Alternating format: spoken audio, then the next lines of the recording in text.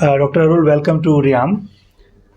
Uh, Dr. Arul, in this course, we have been making efforts in the beginning that this should be, as much as possible, practical-oriented course, while including fundamental principles of management.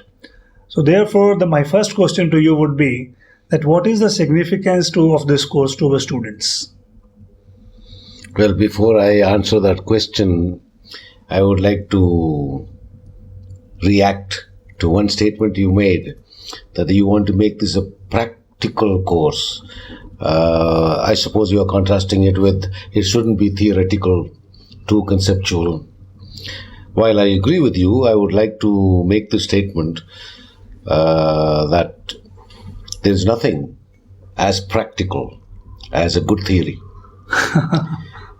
Because something like, training a man in repairing chairs versus to be able to, on the basis of your experience, to be able to design a chair. And all your practice makes you an expert in doing the same old things. Sure, yeah. So to be able to go beyond what you are exposed to, what you are experienced with, you need something else that takes you further. Certainly, and yes. that is concepts, theories. Right. Built on the basis of your experience, all right. Right. So I would like to make that statement before we... No, you are the best judge as far as this particular area of subject goes. And our objective remaining common, I would very much welcome, these inputs as well. So what this course aims at giving to the students of management is that human behavior, as you said, attitude influences or determines your altitude. Is that right? Yes, is absolutely. That you said it? Yes. Is as a manager at whatever level, lower level, higher level, as long as you are in charge of other people's work, output, performance, you are a manager. You may or may not be designated as such, but you are managing other people's behavior. In the process, you will learn, everybody will learn, that you have to manage your own behavior too. True. So therefore, human behavior is the one that finally determines the effectiveness of an organization. Certainly. Organizations are designed and run by people. We talk about systems these days. The systems are also created by human beings. So, in order to be able to make your organization effective, you have to do something about what people do there. Yes. And people do or behave or perform either as individuals or one with another person, interpersonal, or as a member of a group or a team. So these are the contexts in which human beings perform. All right, yeah. And the effectiveness of the organization is determined by the behavior of people in it.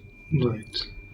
Therefore, this course wants to give the students of this course a basis for understanding and managing human behavior in a given organization. Yeah. Right. Their own behavior as well as that of peers, seniors, subordinates. Yes. And to get into the basics of human behavior first, starting with the individual human being, because if there are no individuals, there is no question of interpersonal or group. Yes. So therefore, we start with the basics of human behavior at the individual level first. Then we proceed to interpersonal contexts. Are there any extra aspects which were not present when an individual behaves as an individual? Yeah. Then interpersonal, we mean one-to-one. Sure. And when you interact with more than one, a few more people, well, we say there's a group behavior. Sure. So the way we intend to offer this course is at these three levels, right, of individual level, interpersonal level, and group level. Right. But all along, it is the human behavior. Certainly, what yes. makes the person behave the way he or she does. Right. We do have certain concepts, theoretical concepts, and theoretical concepts are defined. These concepts may sound like an ordinary English word, but they are technical terms in a particular given subject. For example, personality we talk about sometimes here, and many people that you and I know have their own meaning of personality. Yes. Oh, he's a great personality. We accept that, smile and go ahead. But you ask that person, what do you mean? Look at him, how high, how tall, how healthy he looks. Right. No, that is the personality people understand. Right. Now, that may be perfectly all right, but you cannot have a science of any kind if you have 100 different meanings for the same word when it is used, and one doesn't know what the other one means by Yes. using the same word that you used some time ago with a different meaning. True. So therefore, there will be some concepts. Right. Our attempt would be to clarify those basic concepts first, That's so that all the students of this course Yes. understand the same thing when we use the terms. That will be great. Only then can we go to the next level where we relate these concepts Yes. and think of certain useful framework. That is right. So that will be like a foundation to this course. Yes. Sure. This reminds me when we come to the chapter scheme, which I think we should come. Chapter 1 itself talks about psychographs. What is that concept behind psychographs? Well, I would think a quick way of trying to get a handle on what that word means, because it's not a common word. Yes. And I don't know if a word like this exists in the dictionary. Okay. But it doesn't matter. We can always give a meaning to it. As long as we all understand the same, we can progress in our discussion, in our understanding. In that spirit, I would say to get an idea of what this word psychograph is intended to mean is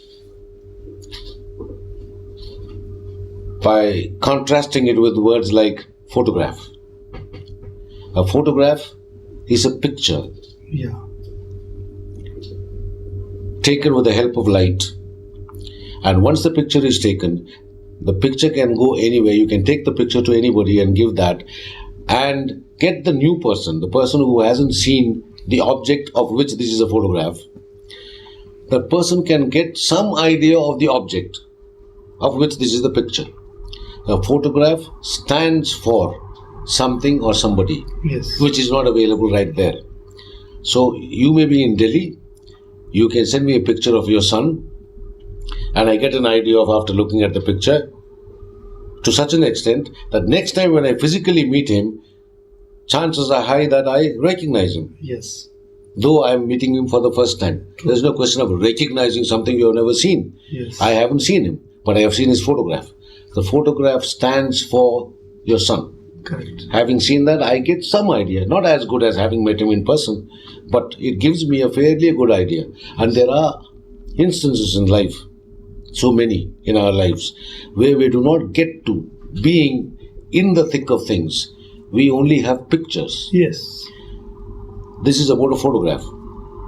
It's a picture, an image of something it represents. Yes. Similarly, we live our lives through the mental pictures of the world that is outside. Okay. Through our experiences, interactions with people, reading, discussions with people, and through such,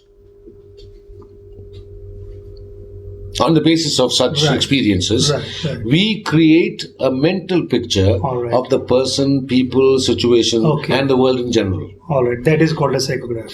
That is a psychograph. Okay. Psychograph is writing or a picture Right, in this right. case, and psycho.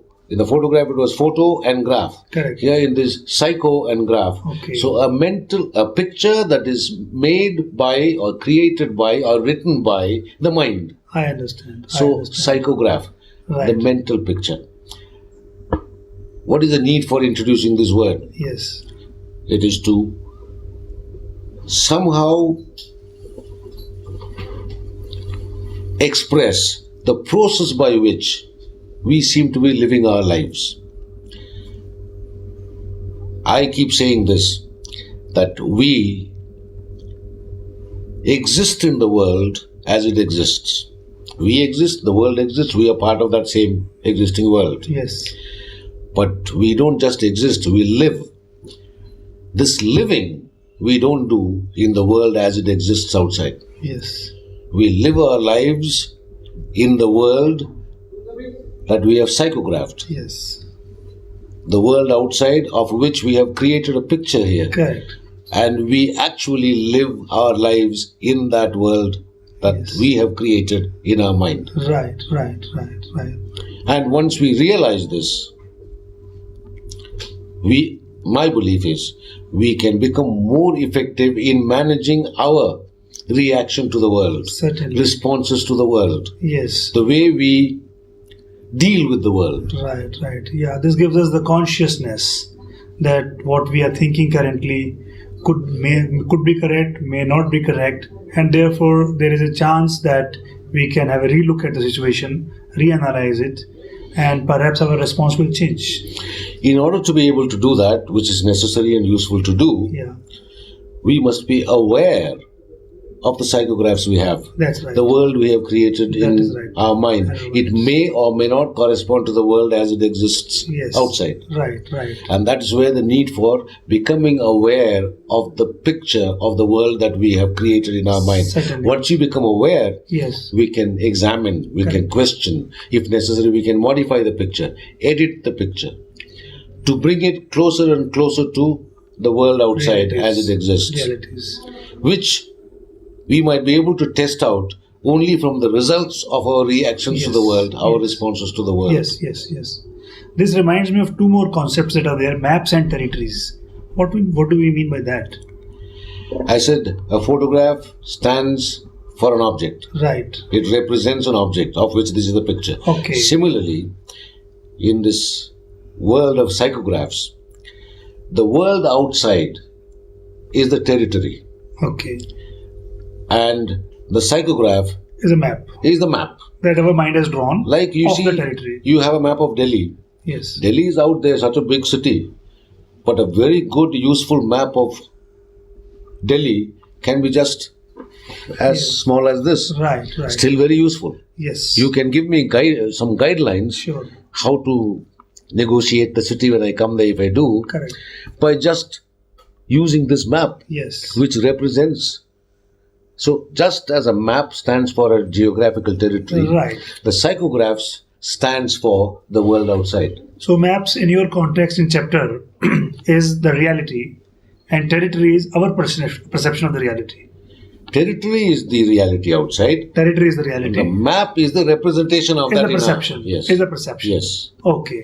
So therefore, in terms of its consequence, in terms of our understanding, is that in any given situation, as a manager, what we perceive may not be the reality, and therefore, whenever a conflict comes, there, by being aware of the fact that psychographs are there and there could be differences between maps and territories, we could be conscious about it, and We can could question our perception. We can question Is it perception. right? Yes. Has it represented the world Yes. accurately or not so accurately? Correct. Once you are aware of that, your mind will go examining the accuracy. Accuracy. or the fidelity with which it represents the world. And that will have higher chance of resolving a particular conflict, if Yes, any. yes. Great, that's fine. I think that very well explains the high utility of it, which because on a day-to-day basis we keep on questioning that why is this happening. That is probably because of lack of our understanding many times of a particular situation. That's fine. Any other comment you have on Doctor on chapter 1 which is important, which you would like to highlight, or should we move to chapter 2 now?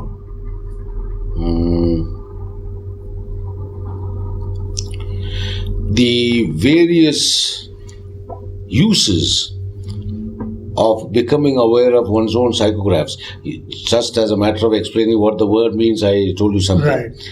But the practical aspects that you are referring to is when you go into details of your day-to-day activities, either on the job or off the job or in your social circles, everywhere, we live our lives, we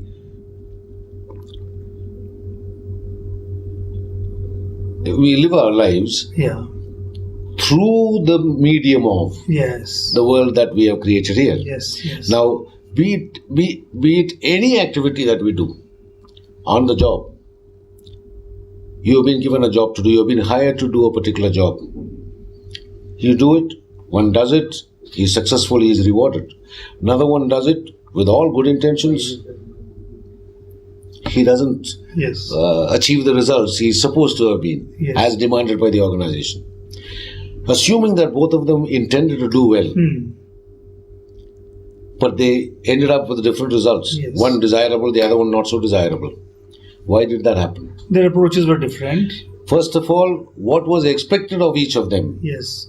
may not have been the same in the minds of each. Absolutely. That's right. So if you take the reality out there, the territory Yes. is what the organization wanted you to do, Right.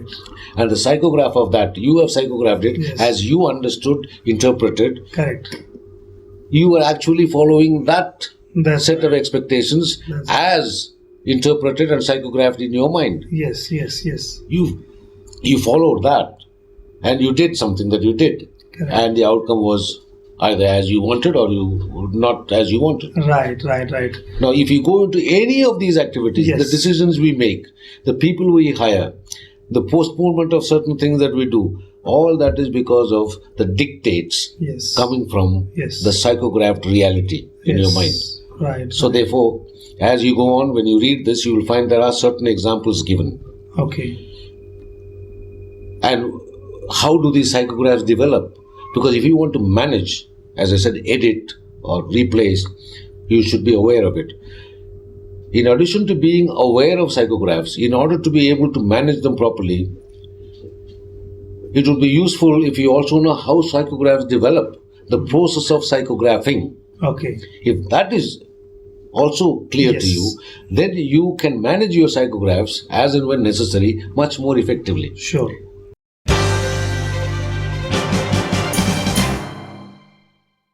So, sir, second chapter is on attitude. I mean, we all understand in a way what is attitude, but what is so special of this word that we want to cover it here? Yes, most of us are familiar with the word attitude, and maybe we also understand what it is. And yet, as I said, certain words have to be understood in a more clear-cut way, in such a way that, you have some additional meaning to it, I have Right, something right. subtracted from it. Correct. Then we talk about attitude of a person. Yeah. We may be talking two different things. Yes. Not realizing it, we go on, at the end of it, we find we haven't reached anywhere. Yes. So therefore, to make sure that we all understand the same thing, the technical term that is used in psychology, attitude, are there any components that make an attitude what it is? And all of us understand the same thing, then we can use this single concept later on in a framework Right. when we try to understand the human behavior. Right. So in that light, an attitude is supposed to be not a single unitary concept. It has components. Now, one way of understanding, by taking the help of other words that we know, is, we say, what are the other words that come when you feel inclined to do something? Inclination, the slant of mind, the bent of mind, the way you are oriented to, the way you are disposed to behave one way rather than another way, Right. given similar situations. Now, this is what attitude is addressing, Right. this aspect of life. Now, every attitude, when you analyze it, you find has three components. Okay. People who have studied attitude, the social psychologists, they have identified every attitude, when you analyze it, you find they have three components. One is that you have always an attitude about something or somebody or some issue. Okay. What we say, every attitude has a referent. Okay. You can't say he has an attitude, full stop. It means nothing. Yes. He has an attitude towards, against, about something, somebody, some issue, some aspect of life. Right. So, the three components of an attitude are some knowledge component. To have an attitude towards or about something, you should have some knowledge about it. Right. That knowledge may be verified knowledge or just a belief or an assumption. Right.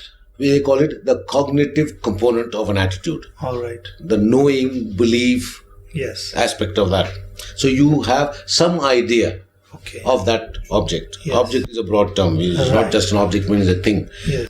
In this context, Right. a person is an object, people is an object, a philosophy is an object.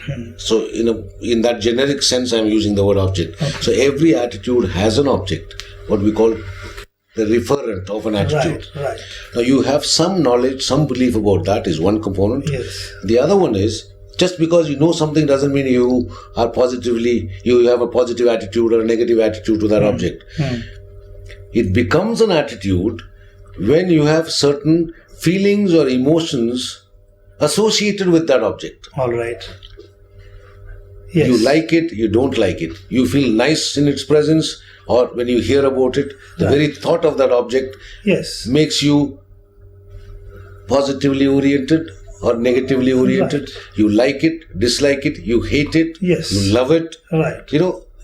That aspect, the feelings. Right, Now right. that is called the affective. AFFECTIV, not EFF, but okay. AFF. Affective. Alright. Affect is a psychological term used for emotions. Okay. So that's another component.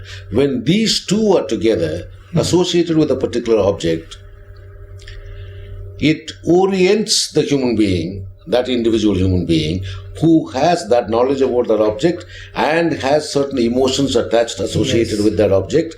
It orients the person to behave preferentially. In other words, more often than not, you would behave this way Yes. rather than another way. Yes. That's a Okay. preferential behavior towards that object. Now, it is not the behavior itself, it is the readiness to behave in that particular way. Okay. Just the readiness, not yet behaved. Otherwise, it becomes behavior, not attitude. Right. So, Right. just the readiness to behave in a preferential manner in the presence of, or when you are thinking of that object. All right. These three things put together, the cognitive Okay. or the knowledge or belief, Okay. the affective or the feelings or emotions part of it, Yes. and the behavioral readiness. All these three things, when they are together with Okay. reference to a particular object, then we say you have an attitude to that object. Now, Okay. it could be positive or negative. All right. Okay. It can be strong or not so strong. Okay. Okay. Okay. And that is what predisposes you All right. to behave in a situation manner, when you are faced with it. Right. An example I can think of and try to relate is, let's say, housewife was a knowledge that liquor or whiskey is not good. She's this brief knowledge. She has that belief about that. She has belief about that. The second stage is she behaves in a particular manner. She says no. She has Before a negative behavior, she feeling. has an effect. She likes it or dislikes it. Yeah, that's what. Second component is Yes. she dislikes it, let us Yeah. say.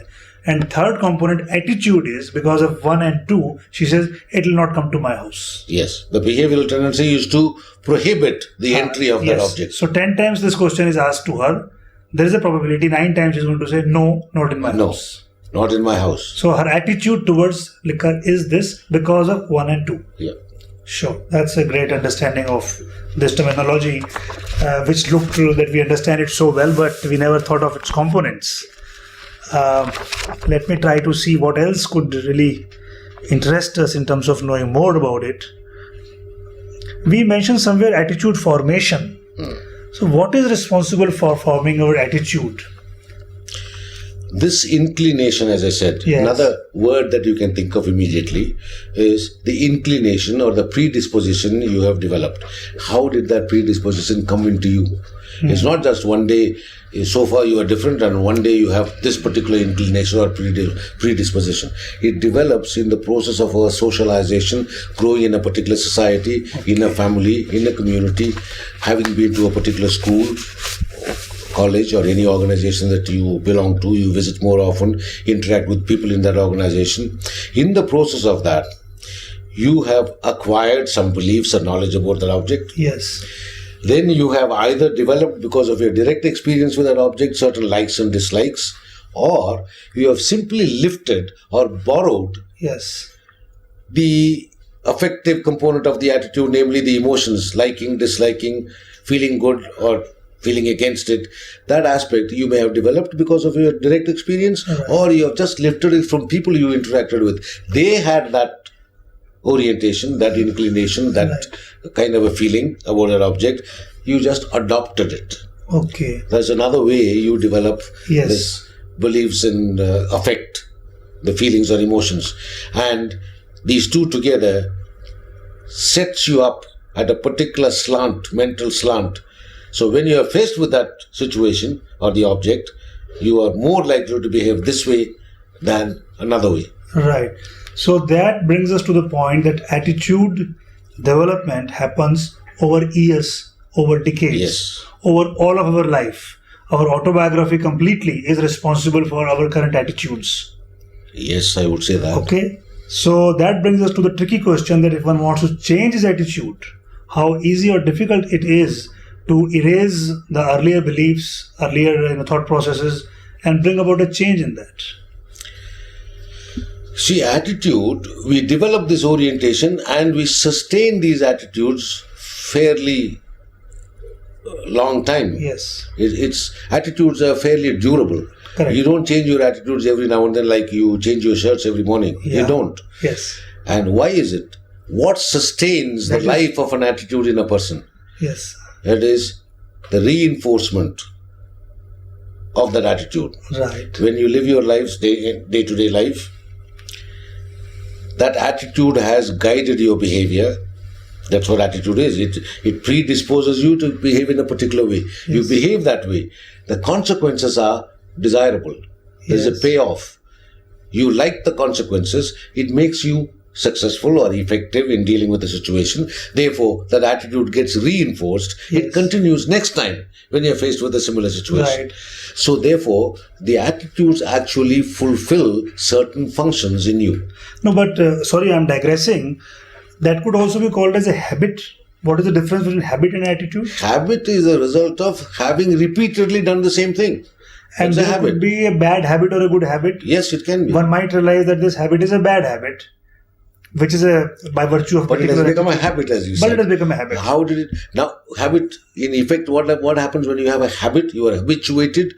When the next similar situation comes, the first thing you will do is what you have done the last time. Correct. But once you realize that this is a bad habit and somewhere you have an intention to change the habit, or I do not know if we can call change the attitude towards that particular thing, while being conscious that you want to change it, how difficult or easy is it for you to really bring about a change? You will have to examine, especially having known that attitudes are a composite entity, Yes. a composite variable. It has a belief component or a knowledge component. It has an affect or the emotional component, and these two together has set you up at a particular predisposition. That's what an attitude is. Yes. Now, if you find out somehow has become a not so effective attitude, it influences my behavior, and the behavior has consequences, and the consequences are not what I wanted. Yes. I realize that may have really stimulated the person's thinking. Yes. Why the hell is happening this way? That's right. Then, after having studied and understood all this, you say, probably my attitude is the culprit. Now I have to change that. What do I do? If you want to change this wall, for example, if you understand this wall is not one entity, it has brick and mortar in it, Yes. something else, then I know how to deal with it. Correct. Which part, how do I go about breaking it, rebuilding it? Similarly, if you know the components of an attitude, you can start systematically, okay, my assumptions or my beliefs or my knowledge that has contributed to this attitude in the long run in the past, Yes. in my life, Yes. what is it? Look into yourself and say, what is the belief or the component that I have about this object? Is that, and after having identified, you ask, is that valid today? Right. I get it. I may have got this belief or knowledge or Yes. the cognitive component about this object when I was 7 years old, Right. Right. I get from a it. different context. Right. Once I become aware of that, I say, is it valid anymore today? Yes. It's something like this. When I meet women or girls, Yeah. I may not, some years ago, Yeah. I may not immediately think of shaking hands, though that's how I meet people. Yes. But males, I haven't been aware of it, but given a situation, I find whenever there are women, I say either namaste Yes. or I just say hello, Yes. but I don't shake hands. When I meet a man, straight away I go. Now I have an attitude Yes. towards men and women in this particular aspect of behavior. That's right. Yes. Yes. Yes. Now, when I realize that, I find this I picked up probably 25, 30 years ago. Is that valid today? How many women were working at that time in a formal organization as compared to today? So now when I become aware of that, I can ask myself, that was okay then. Yes. Now my assumption, beliefs about the appropriateness of behavior to females is not valid anymore. So I change that. You will find my other components will fall in line. Yes. Okay. Correct me if I am wrong in interpreting what I'm trying to interpret out of this, whatever we've discussed. Is the moment we discover that somewhere my attitude is not what I would like it should have been, or it is different than to produce different consequences. I go back to the fact that my attitude is not proper. In order to rectify, in order to change that, what you're suggesting is go back to the roots. You try to Examine analyze the components yourself, of an components. What brought about this attitude in me? Then analyze its relevance in today's context, and then try to mentally realize that yes, a change is required in the set of knowledge that is there behind it, and update that knowledge, and based on that give a reinforcing thought to yourself again and again that a change is required. Get ready for it, and then like a habit practice that change, and then that change may happen. Yes, it will happen. And I gave an example of starting with this one component. Yes. You could start the change in another, Okay. about another attitude. You could start with another component.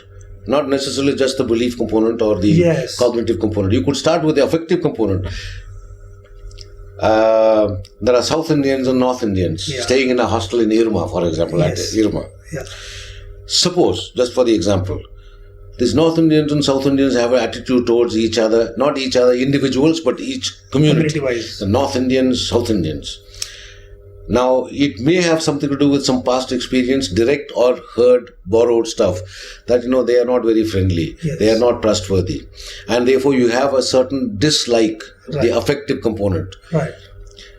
Now, cognitive component, you can say, as I said, you can examine whether that belief is valid today. Correct. That's one way. Another way is, in this context, in this example, you could even start dealing with the other component called the affective component, AFF, Okay. affective component. That is like dislike. Per force or by persuasion or by some method, ask them to stay in the same room for some time. Or same hostel, eating at the same table. Yes. You are putting them there. In the process, though it is not meant for this purpose, but you have worked out in such a way that they come together, stay together, spend time together, then they find out they are as likable as my neighbor in Yes, South India. yes, They are as good or as bad as the people in back home. Correct. So you force Now, them to. then your dislike is slowly changing by direct interaction with the people. Correct. Once that happens, you will find your belief also will change. Yes. Fall in yes. line. That is. Then your behavioral tendency also will fall in line. That's right. Attitude will change. It will bring about a change in And that attitude. leaves out, we have just tried to see that we could manipulate in the non-value laden sense. Yes. You can influence this component or that component. What about the behavioral component? For example, there is a question that is asked sometimes in a funny way. You eat chapatis. Is it because you like them? Or you like them because you eat them? Now, I come from a rice eating family. Yes. But now, after coming to Gujarat, Rajasthan, till about a few years ago, when I returned to South India again, Yeah. I had never seen chapatis till I went to north. I went to the north of India. Right. But then they were giving only chapatis. So the choice was immediately, either you eat these, what is available, or you starve. Yes. So I started eating them. Correct. And do you know, whether you believe it or not, now I eat once a week rice. Though I am at a rice eating place. Yes. Now I like them. That's right. But I started eating them when I did not like them, didn't even know them. Certainly. So you can deal with the behavioral component, the co-native element, which is the behavioral component of an attitude. Yes. You can even try there, and then you find chapati is as good. Right. And now I have so many positive beliefs about chapati. Yes. By trying to use that behavioral component alone, I started eating them, though I did not like them, did not even know them. Now my knowledge and beliefs about chapati is they are healthier, they stay longer, I don't feel hungry as soon. When I eat my stomach full and fill my stomach with rice, in about 3 to 4 hours, I feel hungry again. Yes. Whereas I eat 3 chapatis, at about 1 o'clock. Goes Till on. 5, 6, I don't feel hungry. So all my attitude to the chapati Yes. has changed. So that means bringing about a change in attitude is possible, not difficult. It is effort oriented. Once you understand the components, Yes. you can take any of the components depending on the circumstances. Right. One component may be easy to deal Correct, with. correct. Another context may be another component may be Right. more easily handleable. In fact, I believe that our knowledge on attitude is likely to be quite helpful to the students that we are trying to address to, because we are all in the age group when we are all working somewhere, and we do realize that by virtue of our attitude at various places, we are not able to realize what we want to realize within our atmosphere, and a need is certainly being felt by many of us of bringing about a change. So I think this learning from professor should help us in really analyzing our situations and finding out that whatever is happening, why that is happening, what is the root, what is the family background 10 years back, 20 years back, maybe our parents behaved in that manner, uncle behaved in that manner, which is no more relevant today.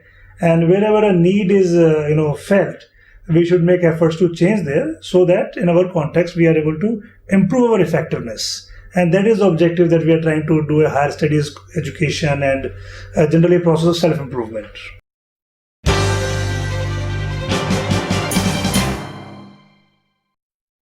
Yeah, Professor, our next topic is very interesting. It says creativity in management. By creativity, so far what I have understood is a terminology reserved for artists or musicians or people who belong to that what is called as right brain thinking, perhaps. Does it apply to management also? You see, as the people who read this page would see a definition given there. Yeah. It is an original, new way of doing things which brings out the results that you want. So it's a newer way of doing the same thing. Okay. Now, creativities are of many kind. An artist is creative in his own way. A manager in a company has been doing certain things a certain way for years. Now, there may be yet another way of doing things which he has not tried. So he is not being creative. The moment he thinks of, is there another way of doing it?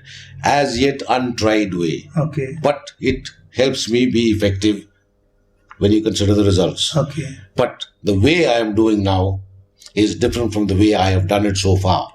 Now, that is also creativity. Okay. So creativity is not something unique. Otherwise, how often can you be creative? Right. Unique is something one of its kind. Correct. No. But creative, doing something differently, is it alone to be creative? Sorry? Is it alone enough that you are trying to do something differently? For example, in the context of an artist, somebody who plays what is called as Casio, there's a particular series in which a song comes out, but you put your hands anywhere on the keys. It is a different way of doing it. Yeah. So that, according to me, is being creative. A newer way of doing something, and the result is elegant. It serves the purpose. And yes, you can think of other practical considerations like, is it more efficient? Is it more effective in terms of the results you wanted? Do you achieve them? They must all be met. Is it less expensive? Practical considerations. But for something to be creative, it doesn't have to meet any of these. okay. If it is new and it produces the results you were after, then you have been creative. Okay. To create is to bring out a new thing. All right. In fact, this reminds me of a good creative example. The only difference is now I know that the word creative has to be used here. That was with reference to sales and marketing of an eye drop. There was a company that used to make eye drop, and that company had 100% market share. So the management gave the challenge to the head of marketing that we want to increase the sales. Now, how do you increase the sales under those circumstances? That eye drop bottle was 5 ml bottle. So what this guy ultimately did as a creative effort that he also developed another packing of 10 ml. With the idea being that although a customer requires 5 ml, within 5 ml his eye gets all right, but there will be some customers who will buy 10 ml bottles. And eventually, by virtue of this creative thinking, there were some segment, maybe 10, 15, 20%, that started buying 10%, the 10 ml bottle. And the results went up, the bottle line went up. So that was one creative way of handling that particular situation. When trying to understand creativity, yes, it is new and useful, Yes, as yet untried. Therefore, in that sense, it is original. yes, It has not been tried yet. In understanding the concept of being original, the originality concept, it does not have a value judgment on that, whether it is good or bad, yes, whether it is right or wrong. These are considerations when you want to really go ahead implementing that and seeing the implications of it and the consequences of adopting this new creative way. These are different practical considerations. They are all in place. But for something to be creative, it doesn't have to be yes, good or bad. right, Just because it is not good, it doesn't mean it is not creative. yes, yes, You have to see, being creative is bringing something original, new, and useful. correct, If it does not meet the criteria of other ethical, moral yes, criteria, then you decide not to use yeah. that, creative though it may be. Yes, yes, yes, I understand your point. That is true, that is true. So creativity actually seems to be a process through which we are trying to reach Yes, it is. at a better platform. In the process, out of 5, and if we 3 attempts we are not able to reach, then we don't adopt them, that's all. Nevertheless, You said it we is a process. yes, I have said it in the writing that it is an attitude. creative is an attitude, okay. The topic that we have just finished. Yes, okay, See, a newer way of looking at a situation or a problem okay, gives rise to newer thought processes, all right. which leads you to try out something new. Okay. So, if you have the attitude of creativity, that means there is always another way of doing things. Yes, If you have that attitude toward this issue of behavior, Yes. creativity, all that, yes, that attitude makes it more and more probable yes. that you will be probable, meaning you are Likely to more behave. predisposed. Any problem that you come across, Yes. you would think of alternatives. Yes, Is there another way of doing this? I know people so far have been trying this in my organization, but the results are not as satisfactory. Now, if your attitude towards this is there is another way, Yes. there should be another way, Yes. there probably is another way, yes, then your mind will expend its energy a little extra That is to look for that new alternative. yes. And they will certainly be found provided you make an effort. So I would say that creativity is an attitude. Yes. No, in fact, this looks to be a good understanding, because if it is a matter of attitude, another point that is coming to my mind is many of us sometimes feel that creativity is the genius that is by virtue of birth. When you say it is an attitude, it looks like we can develop it. It is developed, yes. So, is creativity akin to learning cycling or swimming? One of the way we learn cycling or swimming, can that way or with that attitude, we can also learn how to be creative? There have been lots of workshops the world over on stimulating the creativity in every human being. Okay. People have become more creative after such exposures. Okay. So it is possible to learn, train, become more and more creative. In fact, in our context of agribusiness and context of rural or context of rural development, I believe